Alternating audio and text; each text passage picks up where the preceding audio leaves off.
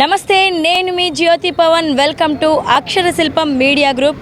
ప్రస్తుతం మనం దక్షిణ నియోజకవర్గంలో అయితే ఉన్నామండి. విశాఖ దక్షిణంలో ఏ పార్టీ గెలిచే అవకాశాలు ఎక్కువగా ఉన్నాయి, ఇక్కడ ఎవరెవరు నాయకులు పోటీ చేస్తున్నారు, ప్రజలు ఏ పార్టీ నాయకుడికి ఎక్కువగా మద్దతు తెలుపుతున్నారో తెలుసుకుందాం. బాబాయ్ గారు నమస్తే. నమస్తే అమ్మా. ఏం చేస్తుంటారు బాబాయ్ గారు? నేను ఇక్కడ ఫిషింగ్ బోర్డు వానరు. బాబాయ్ గారు చెప్పండి, మీ నియోజకవర్గంలో ఏ ఏ పార్టీల నుంచి ఎవరెవరు ఎమ్మెల్యేగా పోటీ చేస్తున్నారు, ఎవరు గెలిచే అవకాశాలు ఎక్కువగా ఉన్నాయి? ఇక్కడ అంటే జనసేన నుండి వంశీకృష్ణ శ్రీనివాసరావు గారు, ఇక్కడ వైఎస్ఆర్సీపీ నుండి వాసుపల్లి గణేష్ కుమార్ గారు నిలబడుతున్నారు. కానీ ఇందులో ఎక్కువగా వైఎస్ఆర్సీపీకి వాసుపల్లి గణేష్ కుమార్ గెలిచే అవకాశాలు ఎక్కువగా ఉన్నాయి. ఎందుకు వాసుపల్లి గణేష్ కుమార్ గారు గెలిచే అవకాశాలు ఎక్కువ ఉన్నాయి? జగన్ గారు ఇచ్చే పథకాలు అంటే అమ్మఒడి అని, చేయూత్ అని, అలాగే పెన్షన్ అని, ఈ రకరకాలు చాలా పథకాలు ఇస్తుండే. ఆ పథకాలే జగనన్న గెలుపు. మా నమస్తే. నమస్తే. బాగున్నారా? బాగున్నా.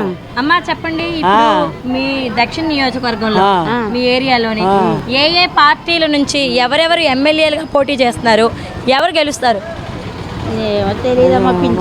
పింఛని ఇస్తాను రమ్మ, ఇంటింటికి వచ్చి ఆ సీఎం వచ్చిన కానీ వస్తాను రమ్మ, బాగా ఇస్తాను అమ్మ. నాయకుల గురించి తెలియదు కానీ ఇదే రావాలా, ఇదే రావాలి, కొంచెం మారుద్దామంటారు. ఇతరే రావాలి, రావాలి మాకు. అతను వచ్చిన కానీ మంచిగా చేశాడు, బాగా బతుకుతున్నాం అనమాట. ఎన్నో వస్తున్నాయి, 18,000 ఇచ్చాడు, అన్నీ వస్తున్నాయమ్మా. అతనే రావాలా. అయితే పోనీ నాయకుల గురించి తెలీదు, ఏ గుర్తు కోటేస్తారు? ఏ గుర్తు? ఫ్యానే మళ్ళీ రావాలా. అతను రాబట్టి కదా మాకు చూస్తున్నాడు అన్ని విధాలను. అతనే రావాలా. ఈ ఫిషింగ్ హార్బర్లో 20 సంవత్సరాల నుంచి వ్యాపారం చేస్తున్నాను కాబట్టి ఇప్పుడు గత ప్రభుత్వాలు పాలించే ఈ ప్రభుత్వం వచ్చినప్పటికీ ఈ ప్రభుత్వం అయితే మత్స్యకారుల పట్ల అయితే చాలా సానుకూలంగా జగన్మోహన్ రెడ్డి గారు స్పందించడం. మొన్ననే ఈ ఏదైతే ఈ ఫైర్ అయిందో, ఈ బోట్లు ఫైర్ అయిన తర్వాత గత ప్రభుత్వాలు చూసుకుంటే స్వాతంత్రం వచ్చి 76 సంవత్సరం గడిచినప్పటికీ ఏ ప్రభుత్వాలు చూసుకున్నా వితిన్ 48 గంటల్లో ఈ మత్స్యకారులకి ఏదైతే నష్టం జరిగిందో నష్టాన్ని భర్తీ చేస్తూ ఎటువంటి ఇన్సూరెన్స్ ఉందా లేదని చూడకుండా నేరుగా మత్స్యకారులకి అకౌంట్లో 7,11,00,000 రూపాయలు జమ చేయడం జరిగింది.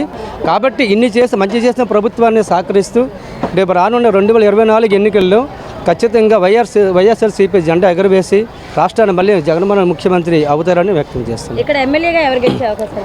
వాసుపల్లి గణేష్ కుమార్ గారు మత్స్యకారుడు అండి. ఇక్కడ ఈ దక్షిణ నియోజకవర్గం చూసుకుంటే 40 నుంచి 45,000 ఓటు బ్యాంకు ఉన్న మత్స్యకార సామాజిక వర్గం అంది. అతిపెద్ద సామాజిక వర్గం ఉన్న ఈ దక్షిణ నియోజకవర్గంలో గణేష్ కుమార్ దగ్గరగా 30-40,000 ఓట్ల మెజారిటీతో గణేష్ కుమార్ గెలుస్తారని ఆశాభావం వ్యక్తం చేస్తారు. సార్ నమస్తే, మీ పేరు? నా పేరు సూర్యనారాయణ అండి. సూర్యనారాయణ గారు, మీ దక్షిణ నియోజకవర్గంలో ఏ పార్టీ గెలిచే అవకాశాలు ఎక్కువగా ఉన్నాయి, ఎందుకు గెలుస్తారు? ఏ పార్టీ గెలుస్తుంది అంటే సంక్షేమ పథకాలను చూస్తే వైఎస్ జగన్మోహన్ రెడ్డి పెట్టిన నాయకుడికి వెళ్ళచ్చు.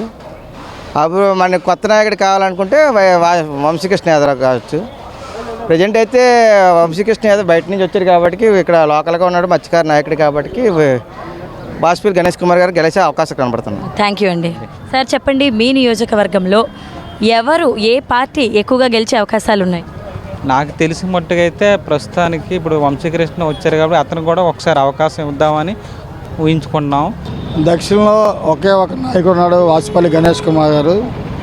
అతను ఏ పార్టీ నుంచైనా గెలిచే సత్తా అతను ఒకరికే ఉంది కనుక అతనికే కూడా ఈసారి కూడా మినిమం 25,000 మెజార్టీతో గెలిపిస్తారు జనాలు. ఎందుకంటే నిత్యం ప్రజల్లో ఉన్న వ్యక్తి అతను. సోమవారం అయితే డెలివరీ ఎమ్మెల్యే, మంగళవారం అయితే ప్రజా దర్బారు, శుక్రవారం ప్రజా దర్బార్లు పెట్టి నిత్యం 365 రోజులు ప్రజల కోసం శ్రమించే వ్యక్తి అతను ఎవరైతే ఉన్నారో కనుక దక్షిణంలో ఉన్న అందరూ కూడా వాసుపల్లికి ఓటేద్దామని ఆల్రెడీ డిసైడ్ అయిపోయింది. ఎందుకంటే చాలా ఏరియాలో ఎవరికైతే ఆరోగ్యరీత్యా సమస్యలు ఉన్నాయో వాళ్ళందరికీ కూడా ఇంటికి వెళ్ళి తెలుసుకొని వాళ్ళకి 5,000 రూపాయలు మెడికల్ ఖర్చుల కింద కానీ ధన సాయం చేశారనమాట. ప్రతిరోజు 50,000 నుంచి 75,000 రూపాయల దాకా పంచే వ్యక్తి. అటువంటి వ్యక్తిని వదులుకొని నాన్ లోకల్ ఉన్న వ్యక్తులు వచ్చి ఇక్కడ పోటీ చేస్తే గెలిపించే ప్రసక్తి లేదు. లోకల్ అందరూ డిసైడ్ అయిపోయాము, వాసుపల్లి గణేష్ కుమార్ గారిని ఏ పార్టీలో ఉన్నా సరే అతన్నే గెలిపించుకుంటాం. సార్ నమస్తే, మీ పేరు? నా పేరు బడే ఎల్లాజండి. ఎల్లాజీ గారు, దక్షిణ నియోజకవర్గంలో ఏ పార్టీ గెలిచే అవకాశాలు ఎక్కువగా ఉన్నాయి? ఏ నాయకుడు వస్తే మంచి జరుగుతుందని నమ్ముతున్నారు?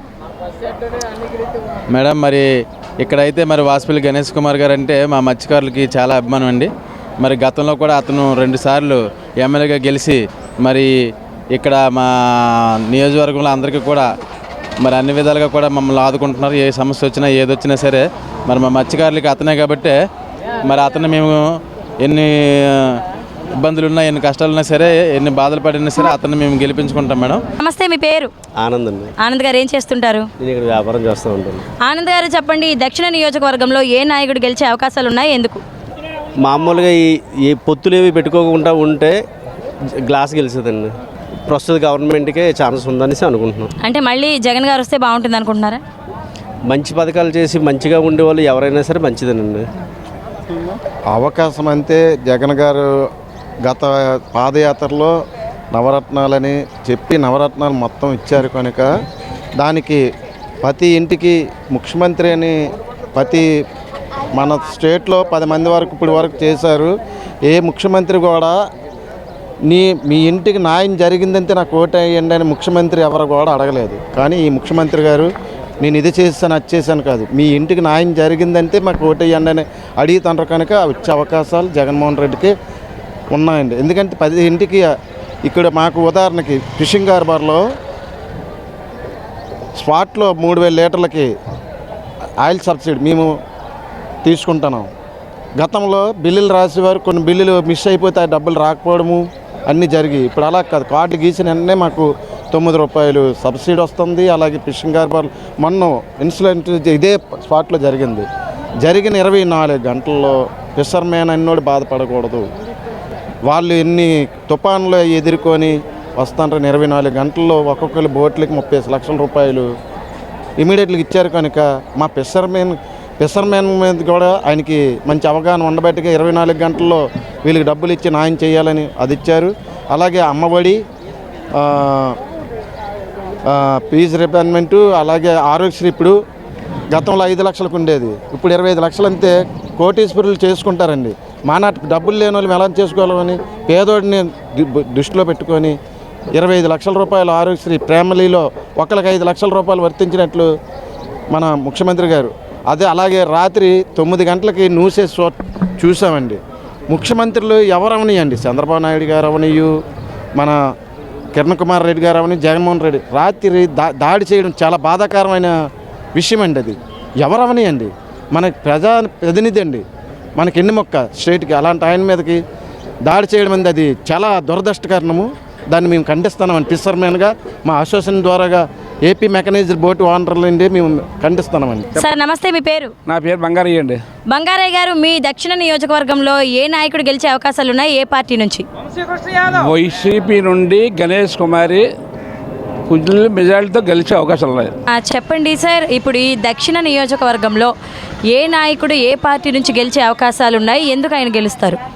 అలాగే మా స్థానిక ఎమ్మెల్యే వాసుపల్లి గణేష్ కుమార్ గారు గెలిచే అవకాశాలు చాలా ఎక్కువగా ఉన్నాయి.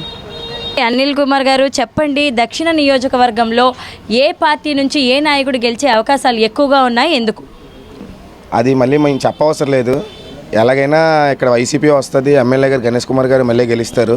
ఎందుకంటే అతను చేస్తున్న పథకాలు అదే ఎవరికి ఒంట్లో బాగపోయినా వెళ్ళి వాళ్ళకు ఇంట్లో మనిషిలాగా వాళ్ళతో మసిలుతూ అమౌంట్ ఇస్తూ, అలాగే కార్యకర్తలను వదలట్లేదు, కేటర్ను వదలట్లేదు, ఎవరిని వదలకుండా బాగా చూసుకుంటున్నారు. కాబట్టి ఈసారి మళ్ళీ ఎమ్మెల్యే గారు వస్తారు మేము అనుకుంటున్నాం. సూర్య గారు చెప్పండి, దక్షిణ నియోజకవర్గంలో ఏ పార్టీ నుంచి ఏ ఎమ్మెల్యే గెలిస్తే ఇక్కడ ప్రజలకి మంచి జరుగుతుంది అని నమ్ముతున్నారు?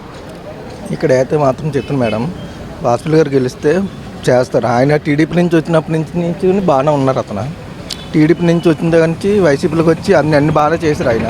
ఆయన గెలుస్తారని కూడా మేము మనస్ఫూర్తిగా చేస్తున్నాం మేడం. గురుగారు నమస్తే, మీ పేరు? జీ మహేష్. మహేష్ గారు ఏం చేస్తుంటారు? Fruits business.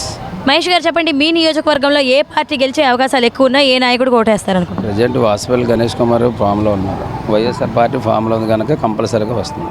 ఎందుకు ఆయన వస్తే అభివృద్ధి సంక్షేమం అన్ని జరుగుతాయని నమ్ముతున్నారా? ఈసారి 2సారి అవకాశం ఇస్తే కంప్లీట్గా అన్ని పనులు చేసుకోవచ్చు సింపుల్గా. ఓకే, మరి మీ నియోజకవర్గంలో ఎవరు నాయకుడిగా గెలిస్తే బాగుంటుందని మీ ఉద్దేశం? వాసుపల్లి గణేష్ కుమార్. ఎందుకండి? అన్నీ మాకు అందుబాటులో ఉంటారండి, ఎనీ టైం మాకు అందుబాటులో ఉంటారు. మామూలు కష్టం అంటే 10 నిమిషాల్లో వస్తారు. మాకు ఆ నాయకుడు కావాలా, పొలిటీషియన్ ఎక్కడి నుంచో వచ్చిన వాళ్ళు ఇక్కడ కావాలా? మేము మామూలుగా అడుగుతున్నాం అంతే కదా. మాకు లోకల్లో ఉన్నారనుకోండి పిల్లగానే వస్తారు.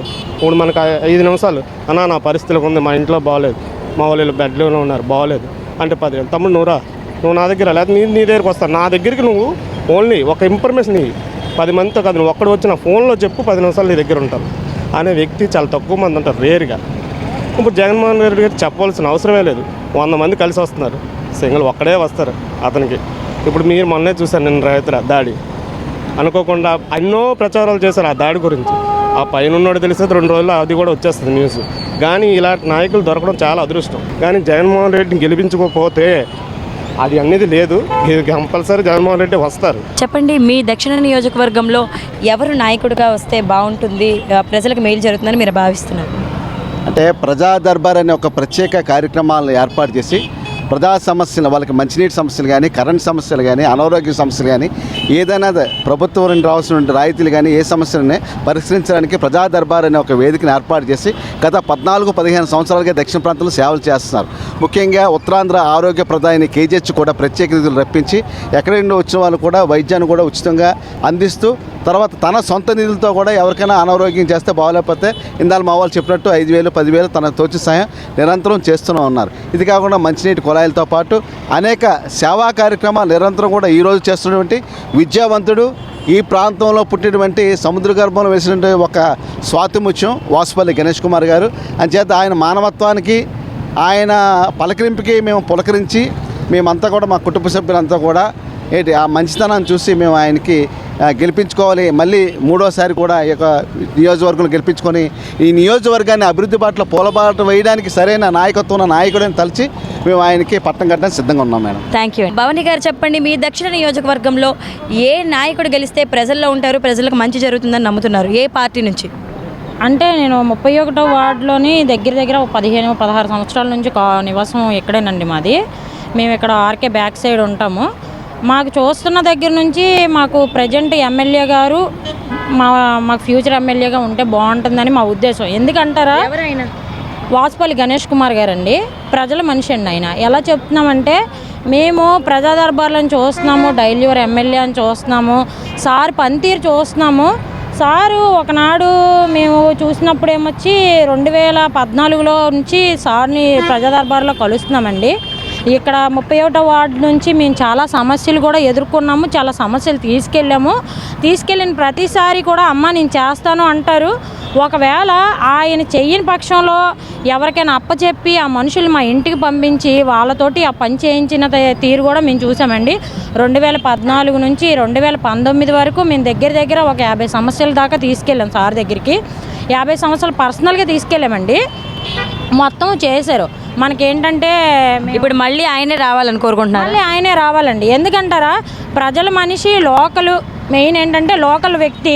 ఆయనకి ఇక్కడ ఏ సమస్యలు ఉన్నాయి, సౌత్ నుంచి ఈ నియోజకవర్గం నుంచి ఎట్లాంటి ప్రాబ్లమ్స్ ఉన్నాయని ఆయన క్లియర్గా చూశారు, పరిష్కరించారు. 99% ఆయన పరిష్కరించారండి. ఏమన్నా అడపా ఏదో కొన్నిటి వల్ల ఆగినాయి అన్న 1-2 ఉండొచ్చేమో, కానీ ఆయన పరిష్కరించిన సమస్యలు 99% పరిష్కరించారు. ఇంకేమన్నా ఉన్నా కూడా ఆయన నెక్స్ట్ గెలవగానే పరిష్కరిస్తారన్న నమ్మకం మాకుంది. థ్యాంక్ యూ అండి, థ్యాంక్ యూ సో మచ్. మరిన్ని కథనాల కోసం సబ్స్క్రైబ్ చేసుకోండి మీ అక్షర శిల్పం.